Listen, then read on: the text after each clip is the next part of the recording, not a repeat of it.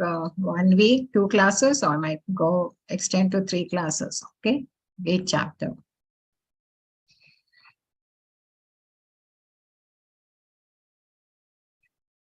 Okay, we have got it. So let us,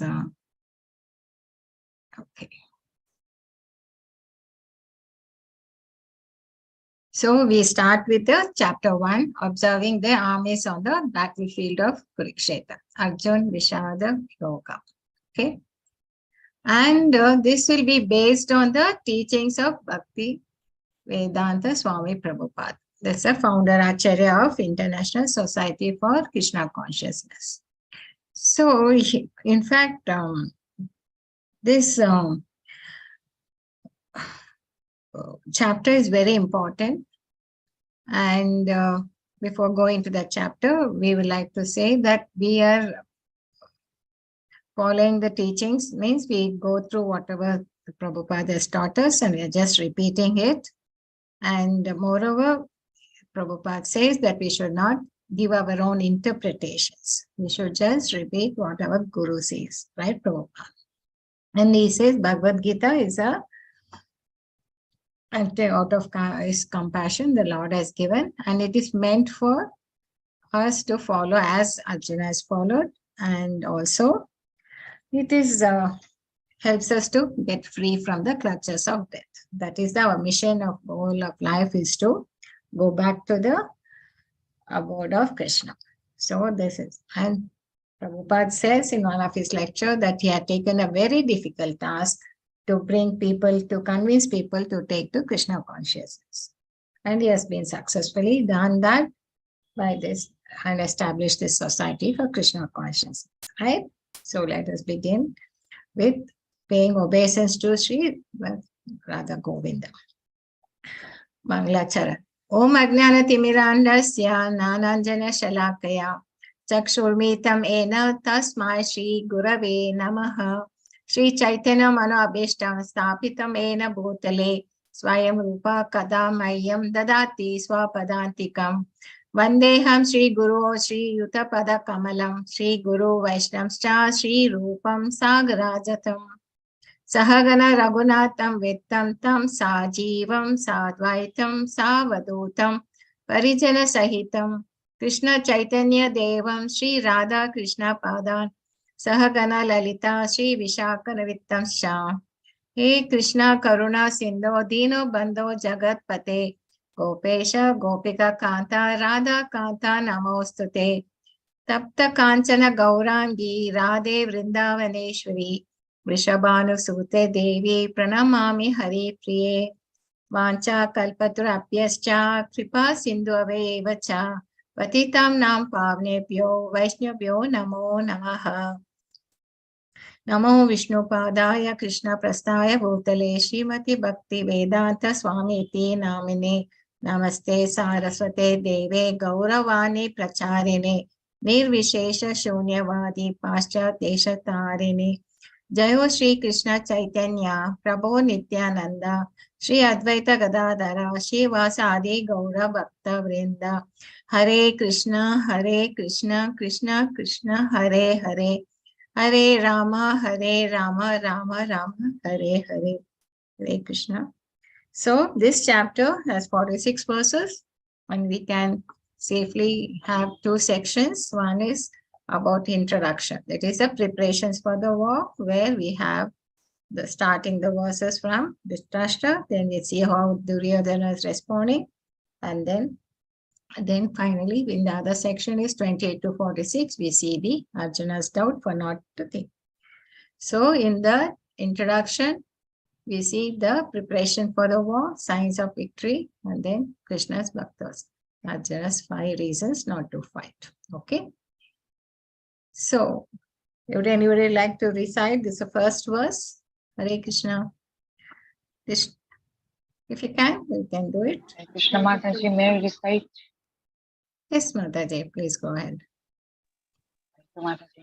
Dhritarashtra Vacha Dharmachetre Kurukshetre Samavetayutsavaha Mamaka Pandavachaiva Tyama Kuruvat Sanjaya. Thank you, Mataji. There was somebody else also wanted to sing. recite Hare Krishna? Mataji, can I recite? Yes, Prabhuji. Go ahead, Vikram. Prabhuji. Dhritarashtra uvacha dharma kshetre kurukshetre samveta yuyutsava mamaka pandava shaicha kim kurvata sanjaya. Hare Krishna. Thank you, Prabhuji. So, it starts off with a verse from Dhritarashtra. And this is the first, only verse where the king Dhritarashtra is telling, and he's talking to Sanjaya.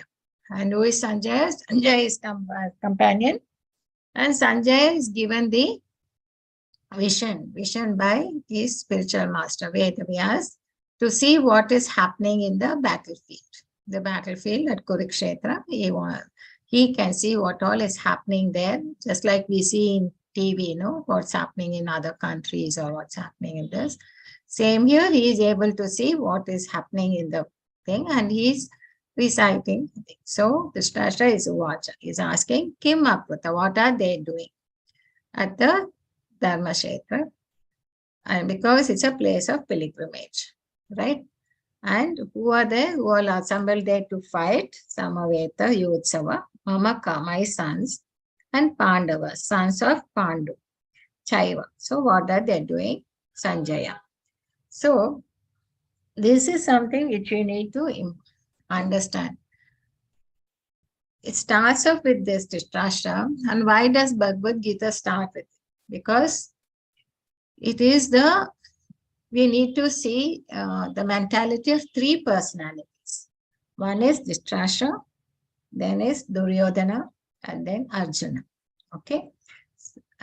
So we need to know the mentality of these three, because here this Bhagavad Gita, what I was seeing is the problem which Arjuna is facing.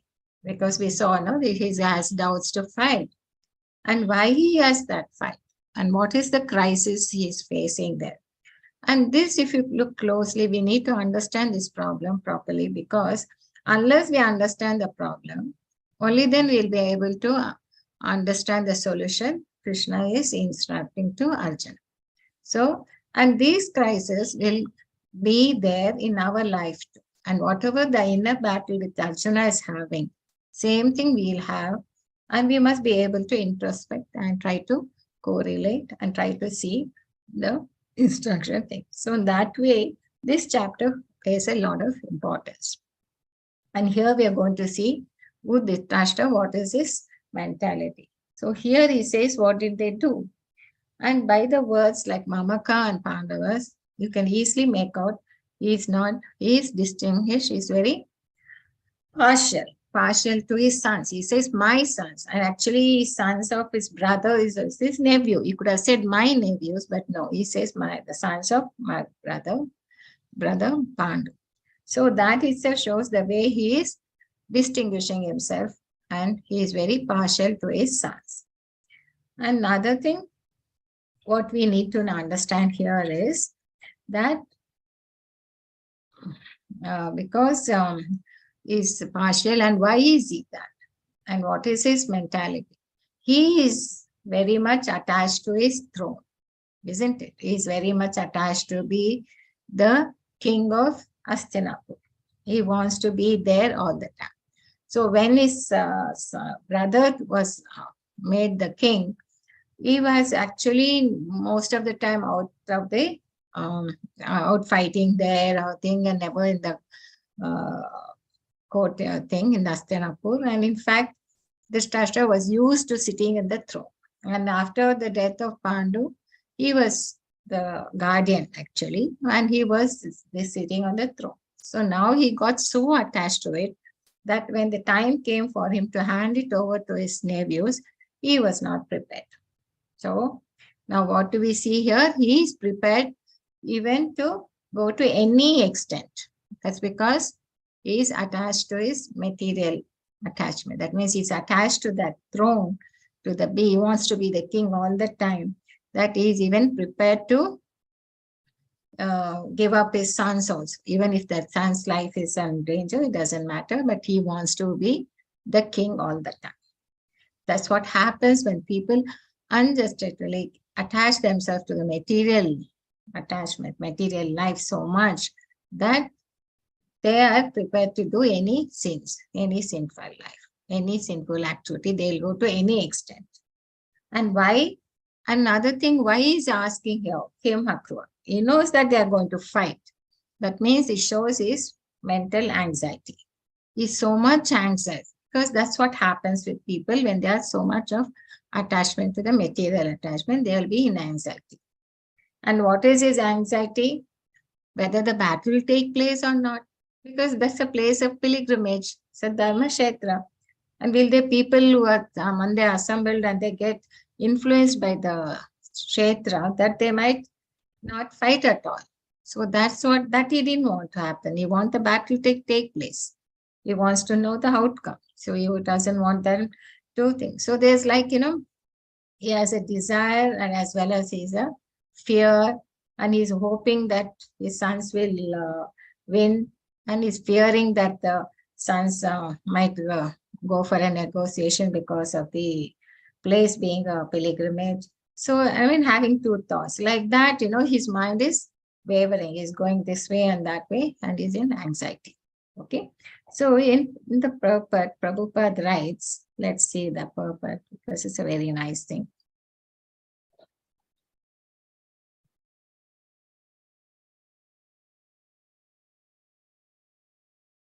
What happened? Let me go to the Prabhupada. Right. Yeah.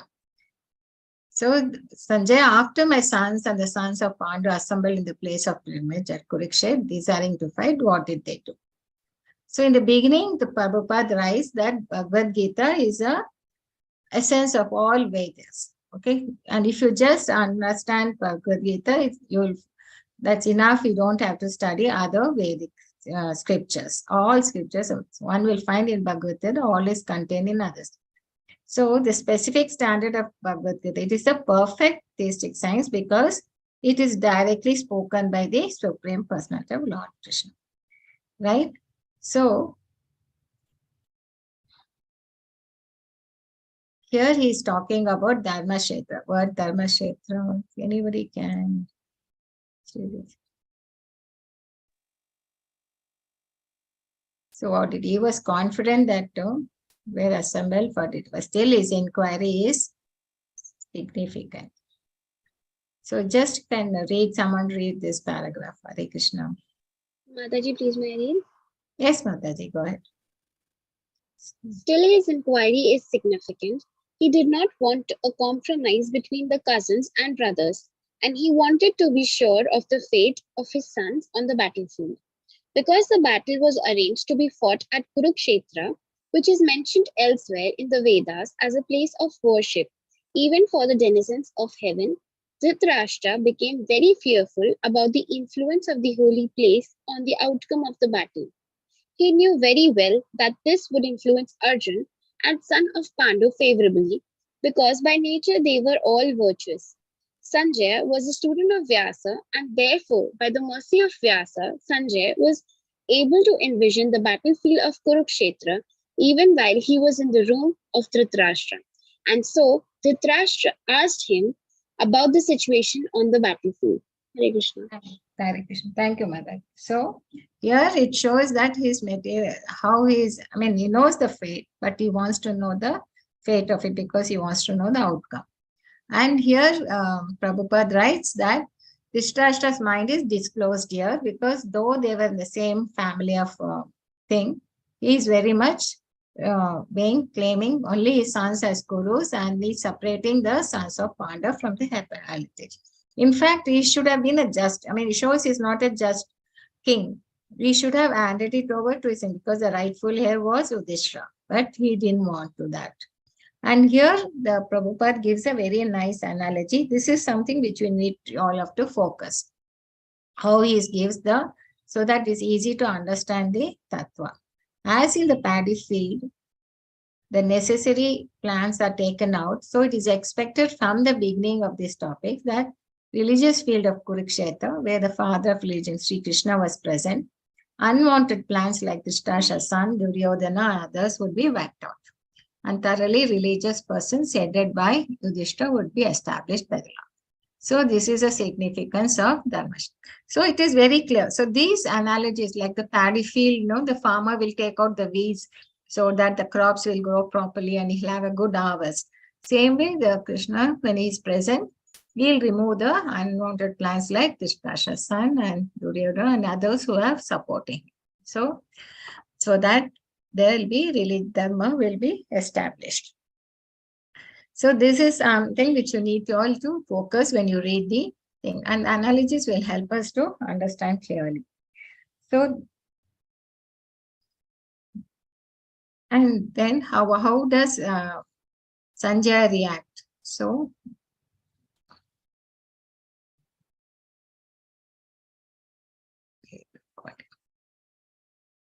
how to understand? Then this is what we saw in this purport, the Krishna's dear sons regarding Dharmasha, distinguish Pandavas from Kurus. This is what happens when you have material attachment. It will cause anxiety and you will make you, makes one blind to Dharma. Okay, you should have given protection to thing, but it doesn't. And then what is the next verse? And then Sanjay now explains from the first he talks about Kauravas, what they are doing. And then next he will talk about Pandavas. And in Kauravas, he has taken the activity of Duryodhana because he is representing the Kauravas there. And on the Pandava side, he will talk about Arjuna. Okay, so that's what. Now he says that Duryodhana is approaching Dronacharya. And why? Why does he do that? Because he is fear. I think we need to go back to that. Yes. Let me.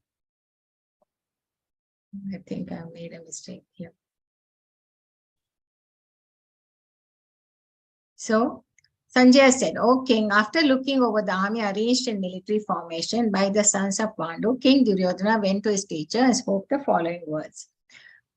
Why he ran to his teacher? Because he was surprised. He was taken aback. He didn't expect Pandavas could come up with such a huge army and arranged in a very good manner. Okay? So that in his thing, because of his surprise and he was astonished, he ran to his teacher to address and spoke the following words. Okay. So Krishna here by this, what is Sanjay is trying to tell Dhritarashtra, don't worry, your son is very adamant. He's not going to go away from the battlefield. He's going to fight and the war will take place. You don't have to worry. So that is what here Sanjay is telling by this verse, that your son is very, only thing is he saw the military force of the Pandavas and it was very huge and he didn't could not disguise the fear he felt when he saw the military arrangement of the Pandavas. So what does he say? Anybody can read this verse, Pashyatam Panduputrana. Hare Krishna, you all are reciting very well. Yes, Mataji, Raja Lakshmi Mataji, go ahead. Mataji, can you just increase the font a little, please? How do I do that? I think I don't know how to do that. Can you all? Pashyatam Panduputranam Acharya. I can't see properly. That is the main thing. Mataji, may I try? Okay, Mataji, Prabhuji. Pashyatam Panduputranam Acharya Mahati Chamum Vyudam Drupad Putrena Tav Shishyena Dhimata. Thank you, Prabhuji. This is from I'm going to the Veda base, so I don't know how to change the font, Mataji. O my teacher, behold the great army of the sons of Pandu, so expertly arranged by your intelligent disciple, the son of Drupada. So now this shows is why he has to run. He has to see. That's what happens when you're fearing something and you don't know how to react to that person because the person is not there. Then you will throw your fear and your anxiety on somebody else, isn't it? That's what he's doing. Now he couldn't understand how they could come up with such a huge army. So now he's showing his frustrations on his Acharya, that is Dronacharya. And what is he saying? Your disciple, the son of Drupada, that is Drupada Putrena, is your disciple. That way, your intelligence disciple. And he has arranged very nicely the military force. And just look at that. The great army was so expertly arranged by your intelligent disciple, the son. So he is pointing out, like, Drupada. Drupada had and Dronacharya had some misunderstandings in each of them, between them. And the son was born to specifically, Drupada had performed some sacrifices to get a son who can defeat Dronacharya. So this was known to Dronacharya, but still he accepted him, the Rishtaduma, as his disciple and taught him all the military skills. So he is pointing out this mistake to Duryodhana. Now he is very cunningly, and also he's saying, what have you done? You have done such a mistake. You have taught the son of Drupada, who has been given the benediction to kill you, and you have taken him as a disciple. So he's a great, he wanted to point out the defects of Dronacharya, okay, the great Brahmana commander-in-chief. So this is what he's telling. And so this shows the Duryodhana's mentality, that he knew, he was in the fear mode. And in this fear mode, he can he can do anything, and he will do anything to even insult his acharyas also. So that's what he is doing here, very thing. So that, and he's also, Duryodhana is pointing out the mistake to Dharmacharya so that he might be alert and uncompromising in the fight. Because he knows that he is very lenient to Pandavas, but he doesn't want that to happen. So he was warning that such leniency in the fight would lead to defeat. So he is very cunningly, and is very a great diplomat. That's what Prabhupada writes here. Okay.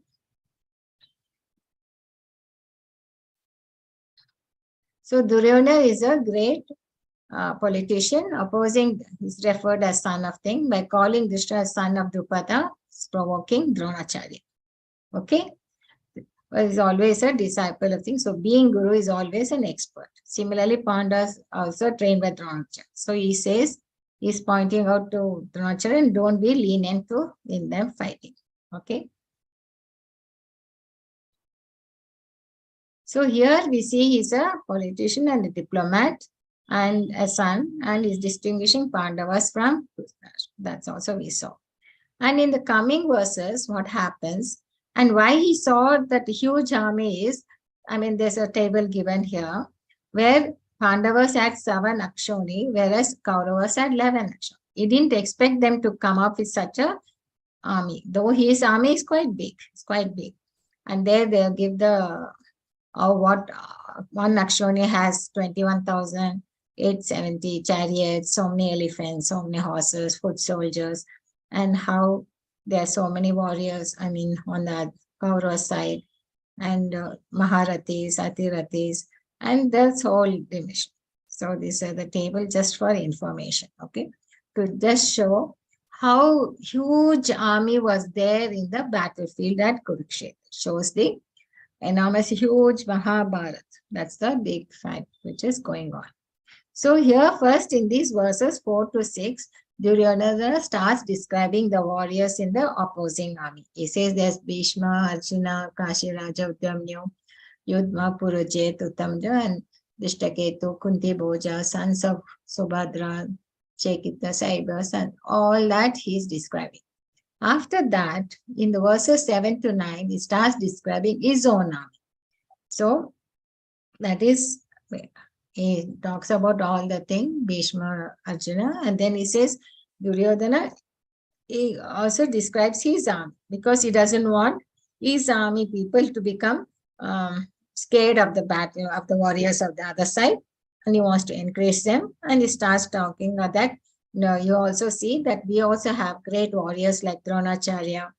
First he takes the name of Dronacharya, then Bhishma, Karna, Kripacharya, Ashwatthama, Vikarna, Saundatta, Jayadratha, Pravasalya, and others. Okay, so So, but these people who are in the Kaurava side, they are fighting for material cause. So they are weak, and most of them are also favoring, like Bhishma Dev, they're all lenient to Dronacharya and all that. But still, he is talking about, so he wants to make sure that they don't be lenient to Pandavas. Okay. Whereas the Pandavas are all fighting for the rights, not for material goods. So they are quite strong, whereas they are weak. Right? And then Duryodhana also says that the friends of his and everyone who has come here, they are ready to lay their lives, fate of their lives are already set.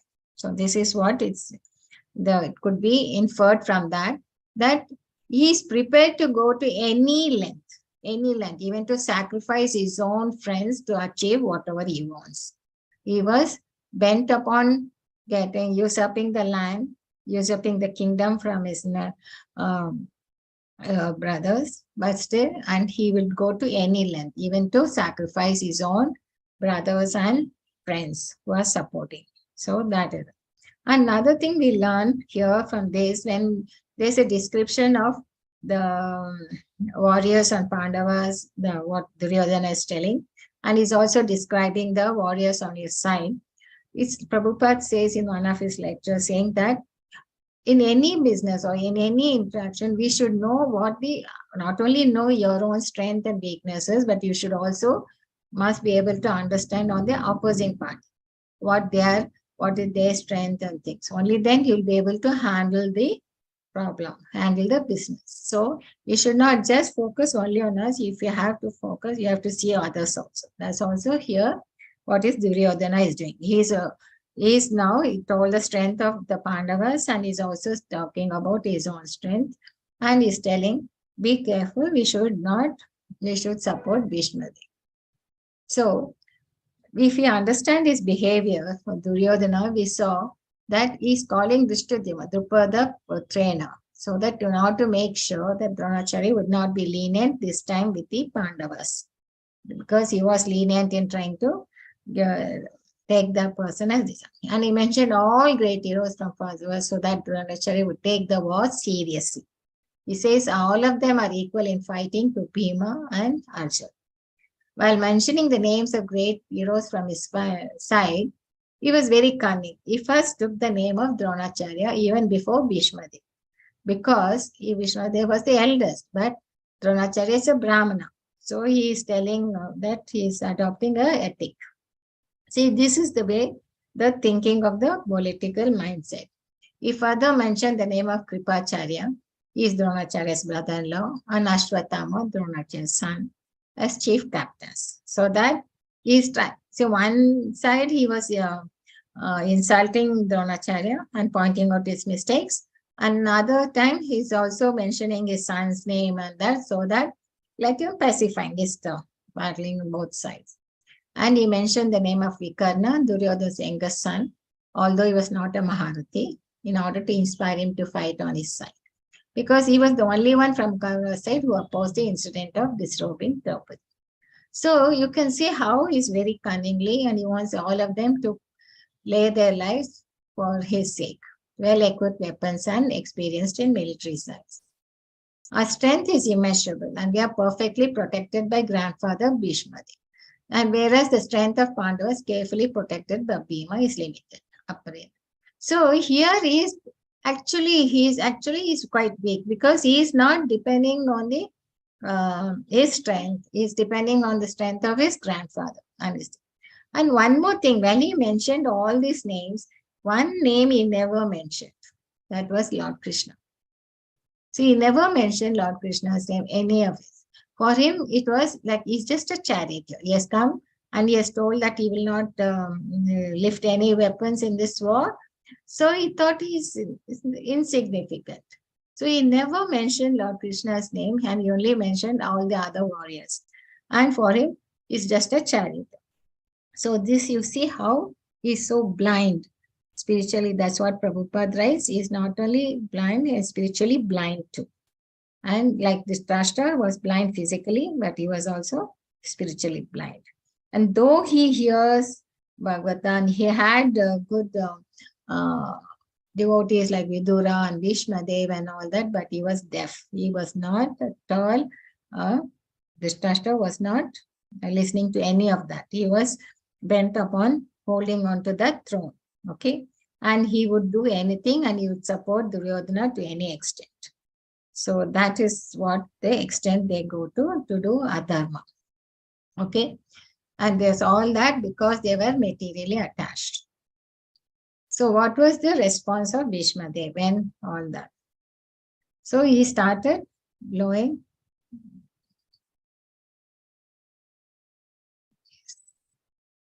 We can read. From Krishna and Arjuna. So Bhishmadev started blowing his conch shell because just to encourage his nephew. And after he started, then all the Kauravas also started blowing their conch shells. Then Krishna and Arjuna from Pandava side, they started blowing. And their conch shells, it says, is the transcendental conch shell. Okay. Let me see if I go back to. Okay.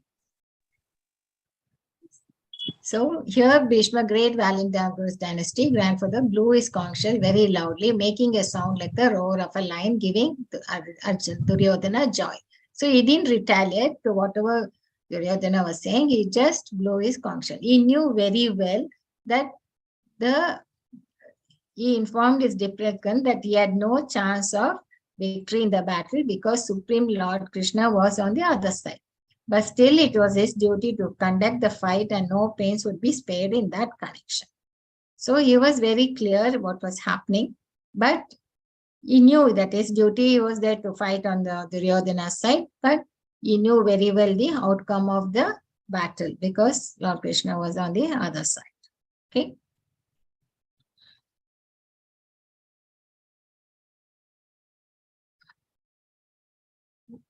But one thing what happened when Sanjaya observed that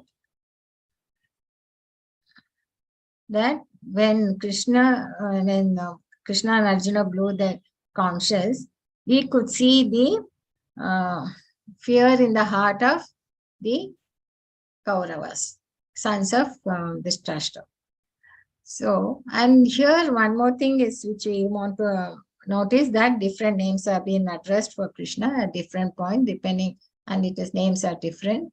Like Rishikesha means master of senses, Madhava is husband of goddess of Krishna, and depending on the context, you will see how Arjuna is addressing Krishna. Achyuta, infallible one, Madhusudana, Govinda, Vasudeva, Devaki, Nandana, Yashoda Nandana, Partha, Sati, Keshava, Janardana. And Arjuna also has got different names, Dhananjaya, Partha. So, blowing became uproarious, shattered the hearts of sons of Dhritarashtra. Duryodhana blew, shattered the hearts. That's because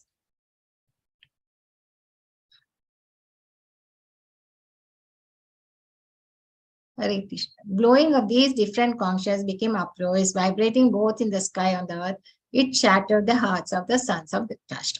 So Sanjaya was able to see this, and he's telling the Dhritarashtra. There was no heartbreaking on the part of Pandavas, but such occurrences are not mentioned. But in the particular verse, it's mentioned that hearts of the sons of Dhritarashtra were shattered by the sounds vibrating. This is due to, here Prabhupada writes very nice thing. He says, because due to the Pandavas and their confidence in Lord Krishna. So one who takes shelter of the Supreme Lord has nothing to fear, even in the midst of great calamity. So you might wonder why, if so much of they had the confidence in Krishna, then why were they put into so many of difficulties? So here, Prabhupada, it's very near to understand why. When you say you surrender to the Lord, means that you are putting your confidence in the Lord. Not just understanding that he is a Supreme Lord, but they have total confidence in Krishna, that he will take care of them. Okay, yes, put them into a lot of difficulties, but still Krishna will take care of them. And they don't mind for whatever the difficulties they are passed through, they don't lament on it. They don't ask Krishna, why you put it. They are just pure devotees.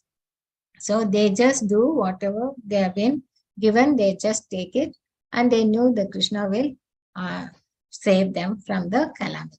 So this is what we need to understand here. Prabhupada says, one who takes shelter of Lord has nothing to fear, even in the midst of greatest calamity.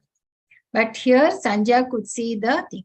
And also during his thing, he is also pointing out signs of victory. So you all have been saying that. Do you all remember what are the signs of victory which Sanjay is pointing out in these verses? That Pandavas will surely win. There are a lot of signs of victory has been pointed out. You all remember from the class? You can put it in the chat.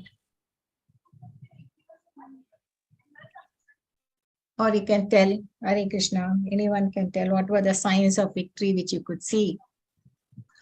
Mataji, Mataji flag. Yeah, Hanuman, flag on Hanuman.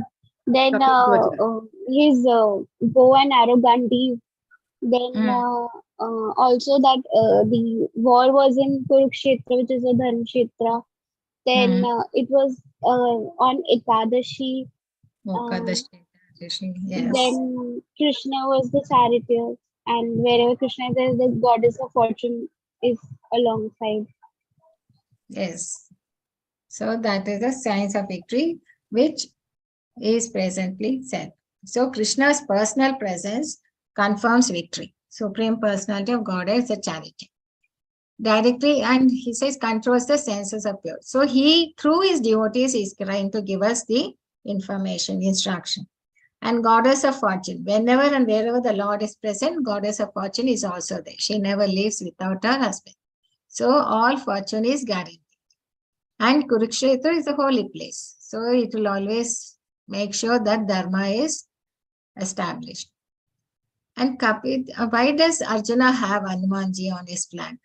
Because Hanumanji had helped Rama, isn't it, gain victory. So he's requesting Hanuman, Lord Hanuman, to help him also in this battle.